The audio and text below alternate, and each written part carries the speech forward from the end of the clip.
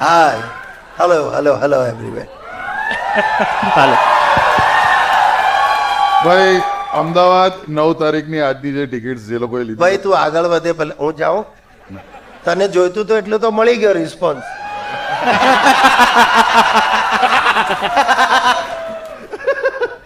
પણ હું એવું કહેવા માંગુ છું કે સર પહેલા આવવાના હતા સેટરડેના 11th એમની ફ્લાઇટની ટિકિટ પણ બુક થઈ ગઈ હતી પણ કોઈ કારણ સર એમને કીધું કે મને મારાથી 11 તારીખે નહીં આવવાનું. કીધું સર પ્લીઝ તમારી ફ્લાઇટની ટિકિટ્સ બુક થઈ ગઈ છે.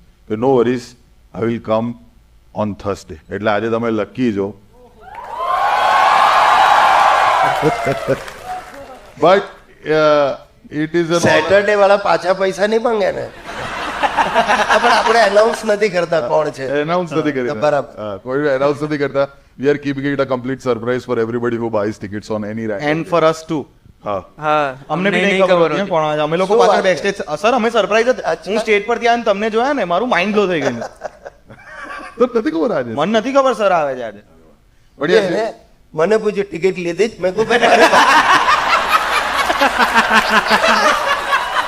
મેં કહ્યું યાર આ એક મફતમાં મારે બેસાડવા પડશે કે શું. મેં કહ્યું ના ભાઈ મને તો ભાગ લેવા બોલાયો છે. પણ સિદ્ધાર્થ સરિયા બેઠા છે. It's an honour and a privilege because he has been a true inspiration. ઘણા બધા કોન્ટેન્ટ ક્રિએટર્સ આજની તારીખમાં એવું કે imitation is a form of flattery અને એવું લાગે છે કે ગુજરાતી હ્યુમરમાં જેટલું બી આજની તારીખમાં જઈ રહ્યું છે એ કશેક ને કશેક ઇન્સ્પાયર્ડ છે ફ્રોમ ગુજ્જુભાઈ એન્ડ સિદ્ધાર્થ રાંદેરિયા.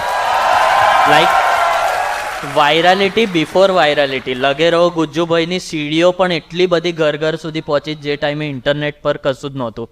તો એ બહુ જ ફેલાયું છે. સર એ હું વાત કરવા માંગુ છું કે અમારી સાથે જેમ કટકો થાય છે પાક થોડી લાઈટ થાય હા થાય ને થોડી મજા આવશે. છેલ્લી રોની હાઉસ લાઇટ ચાલુ કરી દે એકદમ પાછળ. થોડી ઓડિયન્સ લાઈટ ચાલુ કરો. ફોયર પાછળની બરાબર. હા આટલી જોઈ લીધા કે મજા નથી બંધ કરી દે.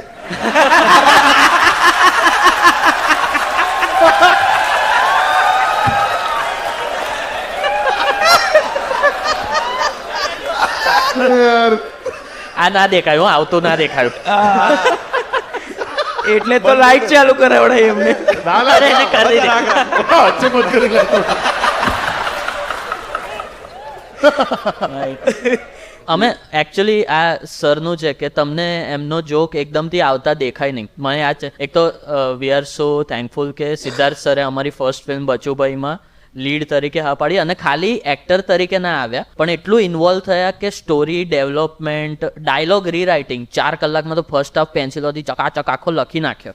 અને જ્યારે અમે ફર્સ્ટ નેરેશન માટે ગયા હતા તો સરે કીધું કે સ્ક્રિપ્ટ મૂકતા જાઓ હું મારી રીતે 2-3 કલાક બેસું પછી મળીએ. અમે કીધું આ યાર સિદ્ધાર્થ સર આપણી પિક્ચર કરે છે ચલો મુંબઈમાં છીએ સેલિબ્રેટ કરીએ. તો અમે લોકો બારમાં જતા રહ્યા અને પછી અમે કલાકથી બેઠા ને પછી પાછળથી સીધા સાલા હું અહીંયા 4 કલાકથી તઈ કામ કરું છું ને તમે ટીચવા બેઠા છો ને પછી ને પછી જ્યારે મને મળ્યા ને મેં જે કંઈ વાંચ્યું કે કયું કાપડ્યા ત્યારે આ લોકો સમજતા હવે બરાબર જ છે. સર તમે લાગે બરાબર જ અમારે આ જ જોઈતું હતું સર. ના પણ એક વસ્તુ છે જે હું કહેવા માંગુ છું જે અમારું સૌથી મોટું સ્ટીરિયોટાઇપ બ્રેક થયેલું કે ગુજરાતી ઇન્ડસ્ટ્રી કે કોઈ પણ એન્ટરટેનમેન્ટ ઇન્ડસ્ટ્રીમાં સિનિયર્સ યુઝ્યુઅલી ગેટ કીપિંગ કરતા હોય અને સિનિયર્સ યુઝ્યુઅલી છે ને કોલ્ડ શોલ્ડર આપતા હોય યંગસ્ટર્સને. અને અમારા દિમાગમાં ખબર નહીં એન્વાયરમેન્ટે એવી છબી ઊભી કરેલી હતી સિદ્ધાર્થ સર સાથે કામ કરતા પહેલા કે સિદ્ધાર્થ સર બહુ સ્ટ્રિક્ટ છે કાપી નાખશો બધું તમે જેટલું બી કરશો આમ તેમ ઢીકણું પડાડો. બટ અમને એવું કશું જ ના લાગ્યું અને he is been so welcoming for young comedians like us. એટલે અમારી બધી જ જેટલી પણ ખોટી માન્યતાઓ હતી એ બધી સર તમે શેટર કરી. પણ હા સ્ટીરિયોટાઇપની હું વાત કરવા માંગુ છું કે જેવી રીતે આને બાકબાન કરીને લોકો બોલાવે છે મને કટકો કરીને બોલાવે છે કે જતી રહેજો વોટ એવર. તમને ઘણા બધા લોકો આજની તારીખમાં બી ગુજ્જુભાઈ તરીકે ઓળખે છે. તો તમારો જે રિલેશનશિપ છે આ ઇમેજ સાથે એ કેવો રહ્યો છે અત્યાર સુધી? મને આનંદ જ છે. Why not. બહુ અઘરું હોય છે કોઈ એક ઇમેજ ઊભી કરવી અને જે લોકોને સ્વીકારી લે અને એક પાત્રને તમે એવો કંઈક ના ગુજ્જુભાઈ વર્ડ જ ને થતા થતા ત્યારે લોકોએ બહુ કહ્યું કે તમે ઉતારી પાડો છો ગુજરાતીઓનું અપમાન છે ને ફલાણું ને ઢીકણું ને. આપણા લોકો બહુ પાણીમાંથી પોરા ને ટાટિયા ખેંચવા ને અરે એમાં અપમાન શું છે યાર? ગુજ્જુભાઈ લખ્યું એમાં અપમાન શું થઈ ગયું યાર? તો આપણને શું કે આપણને સરદારજી કે આપણને આમાં પાછું એક બીજું અપમાન થયું લેયર્ડ. વો કેનેડિયન જોક. ને એવું બધું I feel so proud about it કે આ એકમાત્ર એવું પાત્ર રચાયું કે જેની આટલી સિરીઝ થઈ હોય. કદાચ I do not know English ફિલ્મોમાં કદાચ કંઈ હોય તો, બાકી થિયેટરમાં કોઈ એક નામ સાથે કે કોઈ એક પાત્રની આસપાસ 11 થી 12 નાટકો થઈ ગયા અને all successful, all beyond 500 shows. So it's એક સફળતા છે પાત્રની કેરેક્ટરની, મિસ્ટર બીન જેવું Yes. એ કહી શકાય.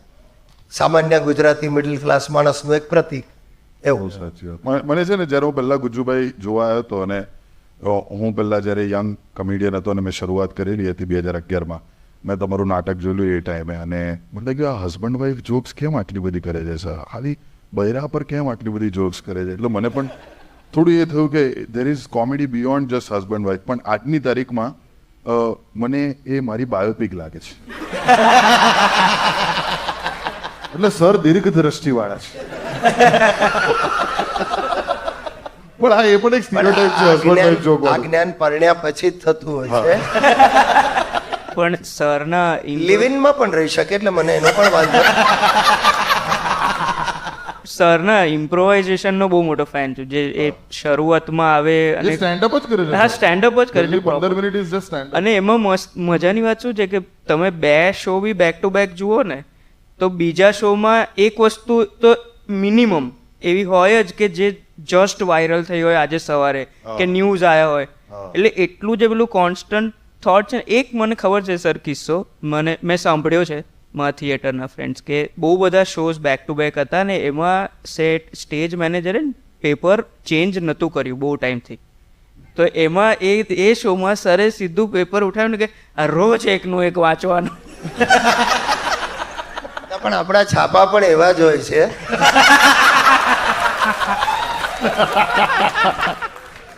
પણ સર ઓન સ્ટેજ વાઇફ વિશે તો અમે ઘણું સાંભળ્યું છે. રિયલ વાઇફ કે રિયલ રિલેશનશિપ તમારી કેવી રહી છે એના વિશે તમે કોઈ દિવસ પબ્લિકલી કીધું નથી, એટલે મારે જાણવું છે. સારી રહી છે. એનું કારણ એ છે મેં લગભગ 12,500 લાઈવ પરફોર્મન્સીસ કર્યા. એ તો નાટકના પ્રયોગો, એ સિવાય જે શૂટિંગ હોય આ તે. એટલે કહેવાનો આશય છે કે હું કેટલો સમય બહાર રહ્યો. એટલે બીજા માટે જે વધારે ઘાતક થઈ જાય મારે માટે એની અસર ઓછી રહી છે કારણ કે હું બહાર વધારે રહ્યો છું. એટલે અવારનવાર આમ મળવાનું થાય.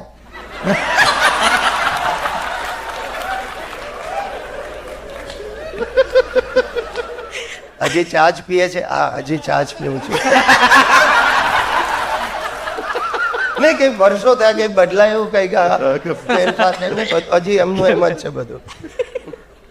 આઈ પર્સનલી ઓલ્સો નો કે તમારું જે રિલેશનશિપ, જે બીજું રિલેશનશિપ છે તમારું તમારા દીકરાનું, કારણ કે તમે પ્રોફેશનલી પણ સાથે સંકળાયેલા છો. જે લોકોને ખબર ના હોય, Ishaan Randeria wonderful human being, amazing director, અને એમને ગુજ્જુભાઈ સાથે બુશર્ટ ટી શર્ટ પણ ડિરેક્ટ કરેલી છે. અને હવે હજુ એક કેનાય યા ઓફકોર્સ આ લોકોએ જ ખરીદવાની ટિકિટ.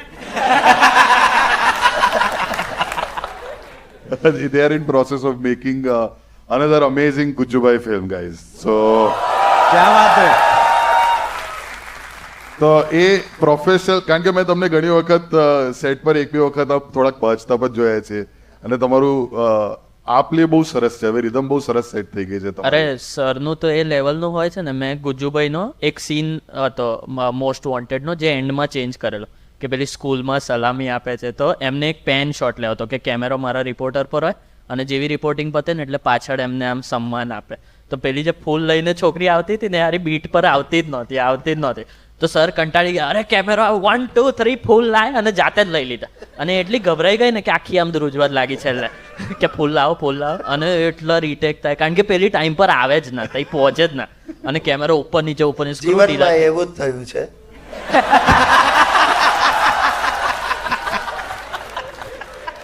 છોકરીઓ લગભગ ટાઈમ પર આવતી જ નથી. પછી આપણે થાકી એટલે ભાઈ હવે ચાલ ને જે આવી